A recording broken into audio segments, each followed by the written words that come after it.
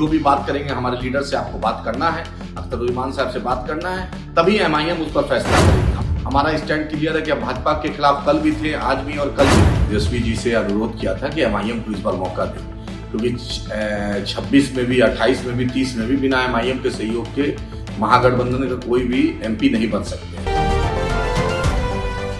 नमस्कार, स्वराज पोस्ट देख रहे हैं आप। मेरा नाम है अनिकेत पाठक। उपेंद्र कुशवाहा के लिए लड़ाई और ज्यादा आसान हो गई है राज्यसभा सीट के लिए, क्योंकि AIMIM ने यह ऐलान कर दिया है कि वो राजद के प्रत्याशी को समर्थन नहीं देने जा रही है। मतलब कि राजद के जो प्रत्याशी हैं अमरेंद्रधारी सिंह, उनको AIMIM सपोर्ट नहीं कर रही है। देखिए, AIMIM के पास 5 विधायक हैं, एक बसपा का मिला लीजिए तो 6 विधायक हो जाते हैं, और इन विधायकों की जरूरत राज्यसभा के लिए राजद को पड़ने वाली है।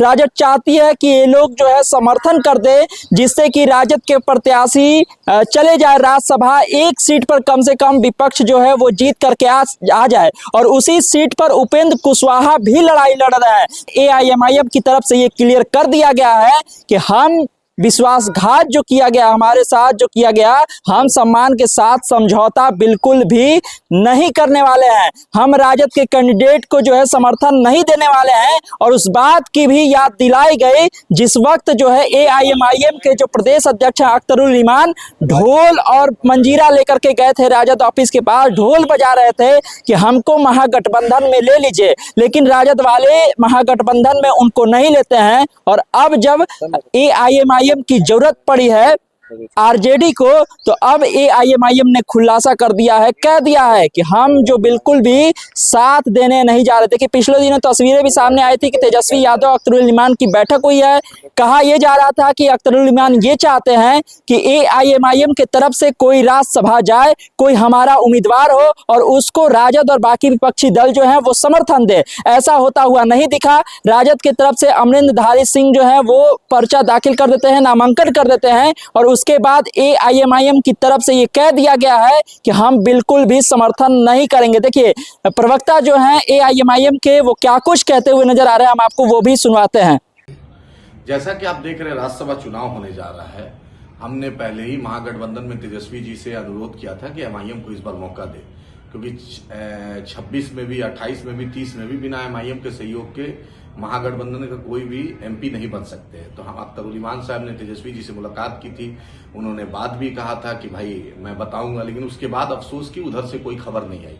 ये चिंता का विषय है। अगर राष्ट्रीय जनता दल या तेजस्वी जी भाजपा से बात कर लिए हैं कि 5 सीट भाजपा NDA जीते, तब कोई दिक्कत नहीं है।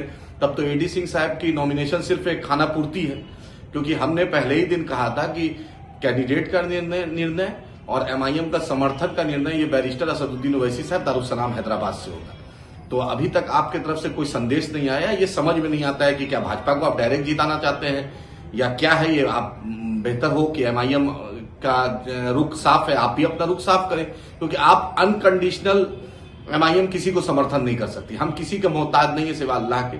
सीमांचल के अवाम ने बैरिस्टर असदुद्दीन ओवैसी साहब, अकबर साहब, अख्तरुल इमान साहब, इंजीनियर आफ्ताब साहब, MIM के पूरे लोगों की जद्दोजहद मेहनत के चलते MIM कामयाब हुई। वहां के लोगों का एहसान है। हमारा स्टैंड क्लियर है कि भाजपा के खिलाफ कल भी थे, आज भी और कल भी रहेंगे, लेकिन आपके तरफ से कोई संदेश नहीं आए, क्योंकि 35 ही MLA आपके पास है। 5 MLA हमारा, फिर बसपा के एक MLA साहब है, उनसे भी कोई राब्ता नहीं हुआ है।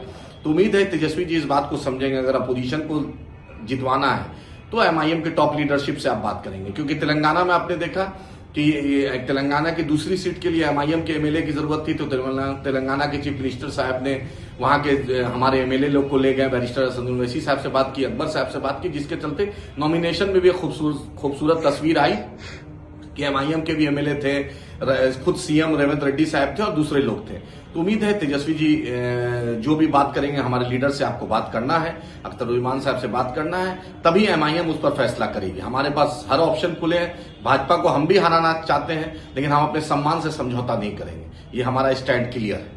तो सुना आपने किस तरह से आदिल ने कह दिया है, जो AIMIM के प्रवक्ता हैं, उन्होंने साफ तौर पर ये कहा है कि हम अपने सम्मान के साथ समझौता नहीं करेंगे। हम चाहते थे कि हमारा उम्मीदवार जाए, हमारे उम्मीदवार को राजद और बाकी जो विपक्षी दल हैं, महागठबंधन के जो दल हैं, वो सारे विधायक उनको सपोर्ट करें और वो राज्यसभा जाए। जब हमारी बात नहीं मानी गई तो हम भी जो है समर्थन नहीं करेंगे। मतलब कि राजद का प्रत्याशी अब राज्यसभा में कैसे पहुंचेगा, ये बड़ा सवाल हो गया है। और कहीं ना कहीं ये भी चर्चा चल रही है कि क्या अगर AIMIM राजद को सपोर्ट नहीं करता है तो क्या AIMIM के विधायक जो है वो उपेंद्र कुशवाहा को सपोर्ट कर देंगे। उपेंद्र कुशवाहा को भी 3 वोटों की जरूरत है, 3 विधायकों की जरूरत है जाने के लिए राज्यसभा में। तो क्या AIMIM के जो विधायक हैं वो उपेंद्र कुशवाहा को सपोर्ट करेंगे, ये भी अब बड़ा सवाल बन गया है। तमाम सारे अपडेट के लिए आप इसी तरह स्वराज पोस्ट पर बने रहिए। यूट्यूब पर देख रहे हैं हमारे चैनल को सब्सक्राइब कर लीजिए, फेसबुक देख रहे हैं फेसबुक पेज को लाइक कर लीजिए। धन्यवाद, नमस्कार।